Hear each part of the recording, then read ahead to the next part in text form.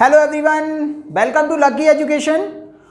कल की क्लास में हमने चैप्टर 3 जो कि इलेक्ट्रिक करंट था और उस इलेक्ट्रिक करंट को मैंने स्टार्ट किया था। उस इलेक्ट्रिक करंट में हमने कुछ क्वेश्चंस देखे थे। उस वीडियो को हम कंटिन्यू करते हैं। तो आज की वीडियो में इलेक्ट्रिक करंट से रिलेटेड और जो क्वेश्चंस हैं उनको हम देख रहे हैं। ठीक है, तो आज का जो पहला क्वेश्चन जो है वो ये है,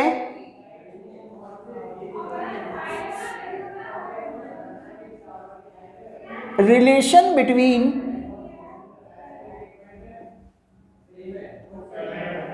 इलेक्ट्रिक करंट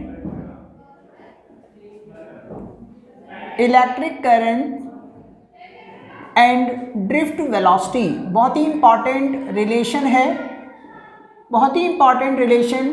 1.5 मार्क्स में आपसे पूछ सकता है। मैसअप चल रहा है बेटा, ये मैसअप कि यहाँ छोटे क्वेश्चंस बड़े क्वेश्चंस एक साथ मैं आपको करा रहा हूँ। जितने क्वेश्चंस इस चैप्टर से इम्पॉर्टेंट हैं वो मैं आपको बता रहा हूँ। आप इसको देखें, नंबर ऑफ टाइम्स रिपीट करें बेटा। ठीक है, तो देखते हैं यहाँ पर relation between electric current and drift velocity.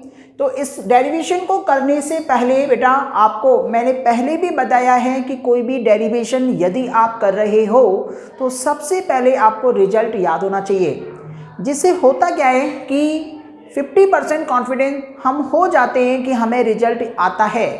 तो यहाँ पर भी आपको ऐसे ही करना है कि इलेक्ट्रिक करंट और ड्रिफ्ट वेलोसिटी में जो रिलेशन होता है वो होता है बेटा I = NEAVD। I = कितना होता है? NEAVD।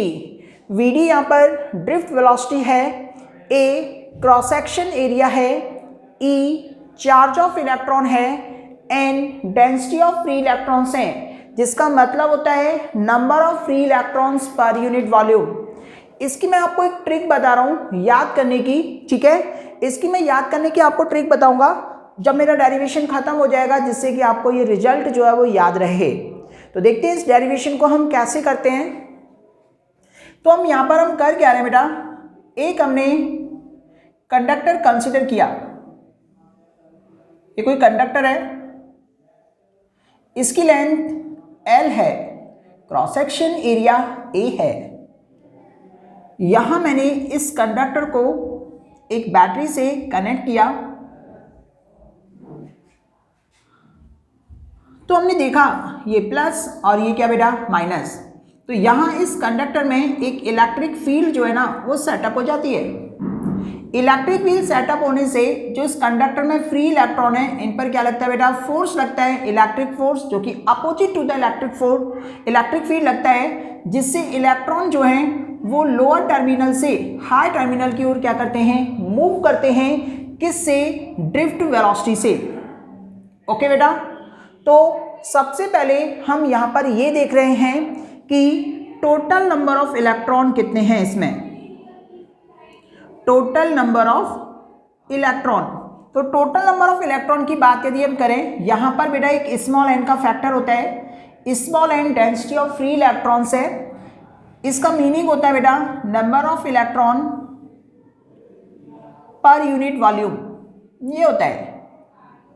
तो आप यदि यहां पर देखें कि नंबर ऑफ इलेक्ट्रॉन हमें फाइंड आउट करने हैं तो क्या होगा बेटा, स्मॉल n इंटू कितना होगा, वॉल्यूम होगा। तो यहां हम देखें तो ये कितना होगा, स्मॉल n इंटू वॉल्यूम। आपको पता है कि वॉल्यूम इस कंडक्टर का कितना होगा, इसका जो क्रॉस सेक्शन एरिया है इंटू लेंथ। तो यहां पर हम लिख सकते हैं कि जो वॉल्यूम है वो कितना है बेटा, A इंटू L। तो यहां हम देखें तो ये कितना होगा, NaL। ये टोटल नंबर ऑफ इलेक्ट्रॉन है जिसको मैं n बोल दे रहा हूं। अब आपको पता है कि जो टोटल चार्ज है वो कितना होगा, टोटल चार्ज Q = कितना, Ne। इस n को यहां पर पुट करते हैं, NaLe, इक्वेशन नंबर 1। तो दोबारा से देखें, सबसे पहले हम total number of free electrons find out करेंगे। आफ्टर दैट हम क्या करेंगे, टोटल चार्ज लिखेंगे। अब हमें पता है कि I जो है ना वो कितना होता है, Q/T होता है। Equation number 3। एंड टाइम की यदि बात करें तो टाइम देखें कि इलेक्ट्रॉन को यहाँ से यहाँ तक पहुँचने में कितना टाइम लग रहा है, जो कि हम फाइंड आउट करेंगे काइनेमेटिक्स से। आपको पता है स्पीड इक्वल टू कितना होता है, डिस्टेंस अपॉन टाइम। तो टाइम कितना होगा, डिस्टेंस अपॉन स्पीड। तो यहाँ पर हम देखते हैं बेटा कि जो टाइम है वो कितना होगा, डिस्टेंस अपॉन स्पीड। डिस्टेंस देखते हैं कि ये इलेक्ट्रॉन कितना डिस्टेंस कवर कर रहे हैं बेटा, एल डिस्टेंस कवर कर रहे हैं, और स्पीड जो है वो कितना है बेटा, वीडी है। तो हमने इसको इक्वेशन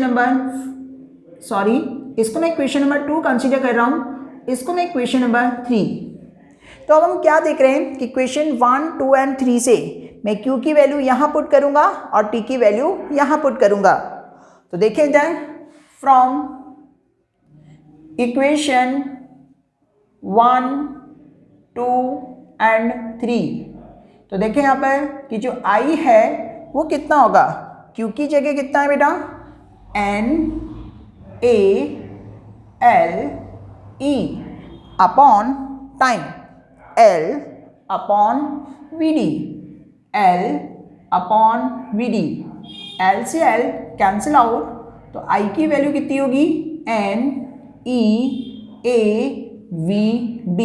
तो ये जो है वो इलेक्ट्रिक करंट और ड्रिफ्ट वेलोसिटी में रिलेशन है, 1.5 मार्क्स में आपसे पूछा जा सकता है। इसको याद करने का तरीका मैं बता रहा हूँ आपको कि इसको आप याद कैसे रखोगे, I इक्वल टू बेटा वीना से याद करोगे। किससे याद करोगे, I इक्वल टू वीना। यदि आपको ध्यान रखना है इसको, तो आपको ध्यान ये रखना है कि इलेक्ट्रिक करंट और ड्रिफ्ट वेलोसिटी में जब भी आपसे कोई रिलेशन पूछे तो याद करें I इक्वल टू कितना होता है, वीना। क्या होता है, I इक्वल टू वीना।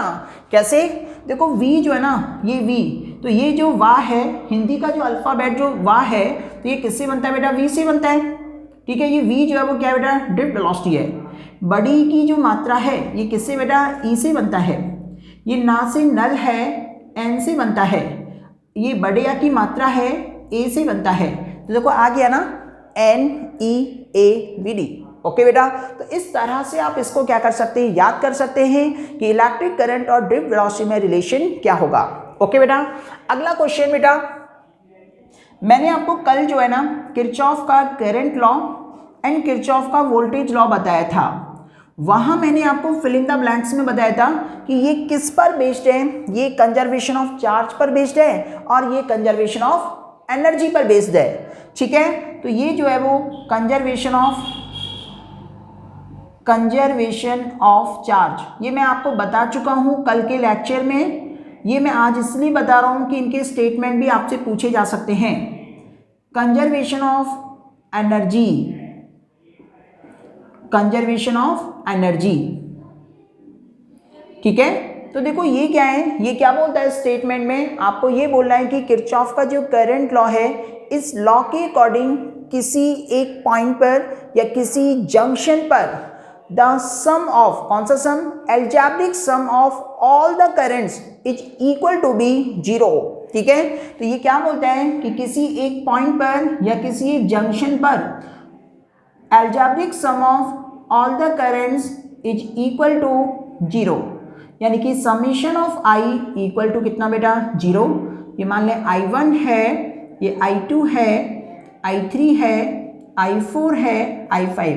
ऐसे याद कर सकते हो कि एट अ पॉइंट या at a junction the algebraic sum of all the currents is equal to be 0, that is summation of I equal to 0। यहाँ पर आप ऐसे इसको ऐसे भी बोल सकते हो कि एट अ पॉइंट या at a junction the algebraic sum of incoming current is equal to the algebraic sum of outgoing current. इस तरह से भी इस स्टेटमेंट को आप याद कर सकते हो।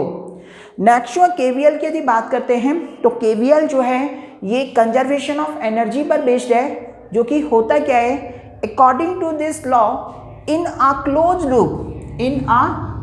Loop the sum of all the voltage equal to be 0। In a close loop the sum of all the voltage equal to be 0। ये इसका स्टेटमेंट आपको याद रखना है। क्लियर बेटा तक? तो ये हमारा क्वेश्चन जो है वो नेक्स्ट क्वेश्चन था।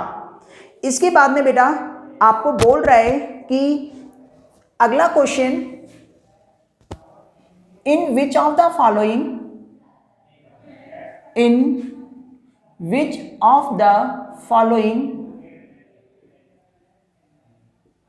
relation, in which of the following relation Ohm's law is valid, Ohm's law is valid। तो बोल रहा है बेटा कि इनमें से किस रिलेशन में ओम्स लॉ जो है ना वो वैलिड है। तो ऑप्शंस दे रखे हैं, options V D directly proportional to E की power 1/2, option B V D equal to constant, option C V D directly proportional to E, and D V D equal to E square, या V D directly proportional to E square. तो ये आपको बताना है कि किसके लिए Ohm's law valid होगा। इसके लिए आपको ड्रिफ्ट वेलोसिटी का फॉर्मूला पता होना चाहिए। तो मैं आपको बता दे रहा हूँ बेटा कि ड्रिफ्ट वेलोसिटी का फॉर्मूला होता है बेटा ई टाउ अपॉन एम, ई टाउ अपॉन एम। इसको हमने मोबिलिटी वाले कंसेप्ट में देखा है जब मैंने आपको यूनिट फाइंड आउट करवाई थी। ओके बेटा, तो यहाँ हमें पता है कि वी डी जो है ना वो डायरेक्टली प्रोपोर्शनल किसके है बेटा, ई के है। किसके बेटा, ई के। तो यहाँ पर जो ऑप्शन से होगा वो कितना होगा, V D directly proportional to E. Clear यहाँ तक। इसके बाद में अगला जो क्वेश्चन हम जो बताने जा रहे हैं वो है बेटा the product of conductivity and the resistivity. ये क्या है, सिग्मा जो है ये कंडक्टिविटी है, कंडक्टिविटी, और जो रो है ये रेजिस्टिविटी है, या हम इसको स्पेसिफिक रेजिस्टेंस भी बोल सकते हैं। इनका प्रोडक्ट जो है वो क्या होगा। हमें पता है कि जो रेजिस्टिविटी और कंडक्टिविटी होती हैं वो एक दूसरे के क्या होती है बेटा, इनवर्सली होती है। क्या होती है, इनवर्सली, रेसिप्रोकल होती है। तो यहाँ पर हम यदि देखें तो देखो देन सिग्मा को मैंने एज इट इज लिखा, रो को मैं 1 सिग्मा लिख सकता हूँ क्योंकि इसका इनवर्स होता है। तो सिग्मा से सिग्मा कैंसिल आउट हो चुका है, यानी कि कितना है बेटा, 1 है। तो ये कंडीशंस जो है वो product of conductivity and the resistivity का केस है। क्लियर बेटा यहाँ तक। अब बेटा इसके बाद में हम इसको मिटा दे रहे हैं। नेक्स्ट स्लाइड देखते हैं हम अपनी, इसका आप स्क्रीनशॉट ले सकते हैं जिससे कि आपको याद हो जाए। अगला कंसेप्ट जो है बेटा रेजिस्टेंस से रिलेटेड है, टेम्परेचर की डिपेंडेंसी, जिसमें आपको देखना है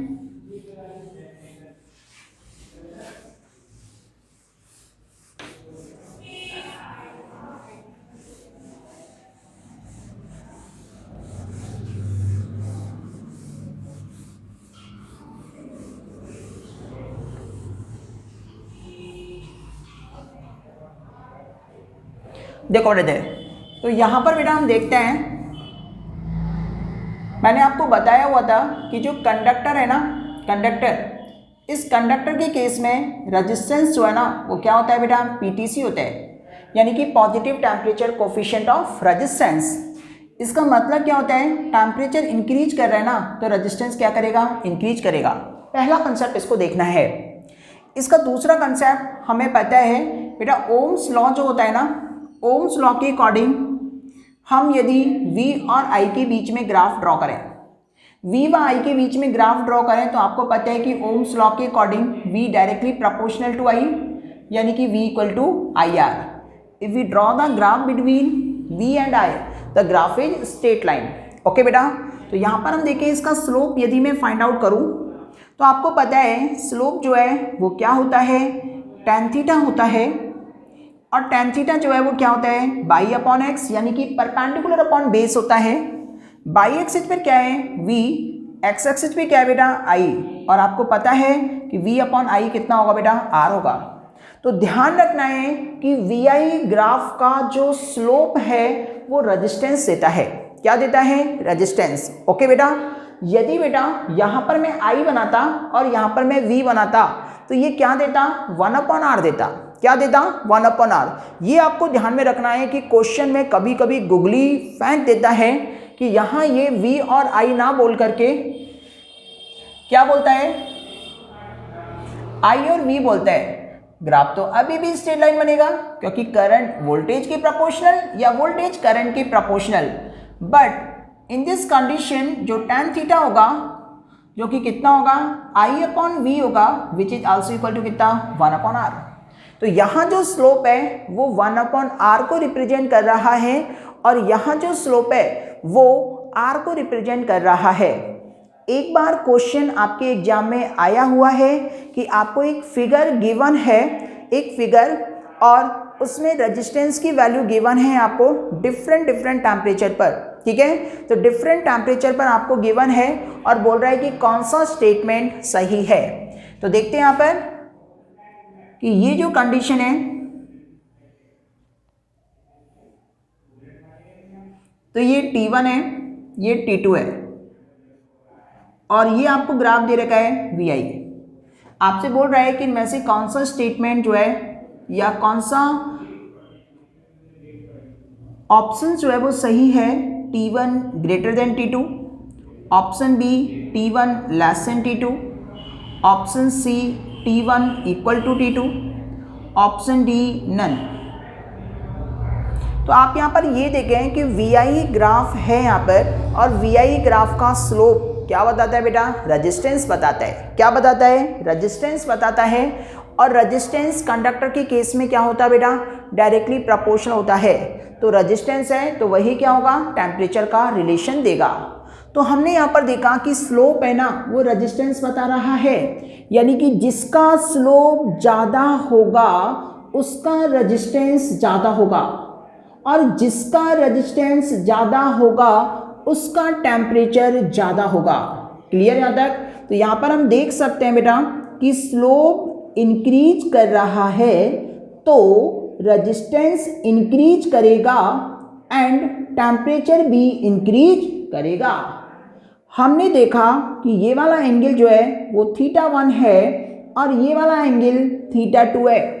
ओके, तो स्लोप की यदि हम बात करें तो स्लोप जो है वो 1 का ज़्यादा है और θ2 जो यानी स्लोप 2 का जो है वो कम है। तो यहाँ पर हम बोल सकते हैं कि स्लोप जो है ना वो 1 का स्लोप 2 से क्या है, ज़्यादा है। जब स्लोप ज़्यादा होगा तो टेम्परेचर जो है वो 1 का 2 से ज़्यादा होगा। तो ऑप्शन कौन सा होगा बेटा, ए होगा। क्लियर यहाँ तक।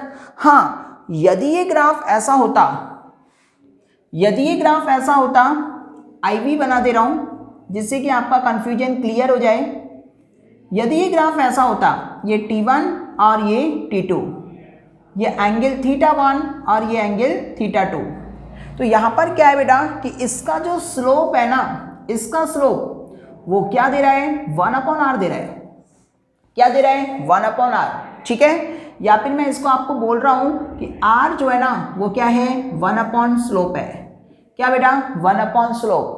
इसका मतलब क्या होगा कि जिसका स्लोप ज़्यादा होगा उसका रेजिस्टेंस कम होगा और रेजिस्टेंस कम होगा तो टेम्परेचर भी क्या होगा, कम होगा। तो यहाँ पर हम बोल सकते हैं कि स्लोप यदि इंक्रीज कर रहा है, रेजिस्टेंस डिक्रीज करेगा एंड टेम्परेचर भी क्या करेगा, डिक्रीज करेगा। ओके बेटा, तो देखिए यहाँ पर स्लोप जो है θ1 का θ2 से ज़्यादा है, θ1 θ2 से ज़्यादा होगा। तो रेजिस्टेंस की यदि बात करें तो R1 R2 से कम होगा या T1 T2 से क्या होगा बेटा, कम होगा। तो इस कंडीशन में ऑप्शन कौन सा हो जाएगा, सेकेंड वाला हो जाएगा। क्लियर। तो ये चीज़ें आपको क्या करनी है बेटा, ध्यान रखनी है, ध्यान रखनी है कि ये चीज़ें क्या हैं। अगला क्वेश्चन ऑब्जेक्टिव का है। बोल रहा है बेटा the instrument used for measuring resistance. ठीक है, द इंस्ट्रूमेंट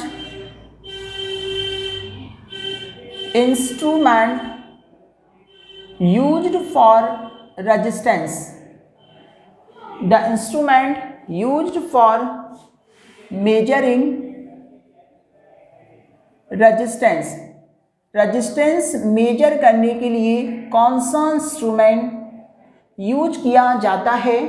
ऑप्शंस दे रखे हैं बेटा, एमीटर, पहला ऑप्शन दे रखा है एमीटर, सेकंड वाला दे रखा है गैल्वेनोमीटर, थर्ड आपको दे रखा है व्हीटस्टोन ब्रिज, फोर्थ दे रखा है नन। तो आपको पता है कि व्हीटस्टोन ब्रिज की हेल्प से हम रेजिस्टेंस की वैल्यू क्या करते हैं बेटा, फाइंड आउट करते हैं। ठीक है बेटा। अगला ऑब्जेक्टिव बोल रहा है बेटा, which of the following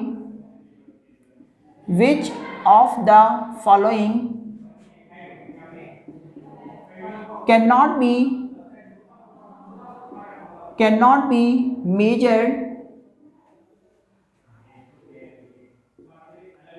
be measured which of the following cannot be measured with the help of potentiometer, with the help of potentiometer, with the help of potentiometer। तो इनमें से कौन सा पोटेंशियोमीटर की हेल्प से मेजर नहीं किया जाता? तो देखते हैं अपन। पहला ऑप्शन दे रखा है बेटा ईएमएफ, सेकेंड ऑप्शन दे रखा है बेटा करंट, थर्ड जो दे रखा है बेटा वोल्टेज, एंड फोर्थ जो आपको दे रखा है बेटा इंडक्टेंस एंड कैपेसिटेंस, यानी इंडक्टर और कैपेसिटर, ये आपको दे रखा है एल एंड सी। तो आपको पता है कि ईएमएफ हम मेजर करते ही हैं पोटेंशियोमीटर से, करंट भी हम मेजर करते हैं, वोल्टेज भी हम मेजर करते हैं, लेकिन इंडक्टर और कैपेसिटर को हम मेजर नहीं करते। तो ऑप्शन जो है वो क्या होगा बेटा, डी होगा। तो ऑप्शन जो है वो क्या होगा, डी होगा। तो ये चीज़ें आपको क्या करनी है बेटा, ध्यान रखनी है। ओके बेटा। अगला जो क्वेश्चन है, अगला क्वेश्चन आपको ये देखना है कि ईएमएफ एंड टर्मिनल वोल्टेज में क्या डिफरेंस है। ईएमएफ एंड टर्मिनल वोल्टेज में क्या डिफरेंस है। ठीक है, ईएमएफ एंड टर्मिनल वोल्टेज में डिफरेंस।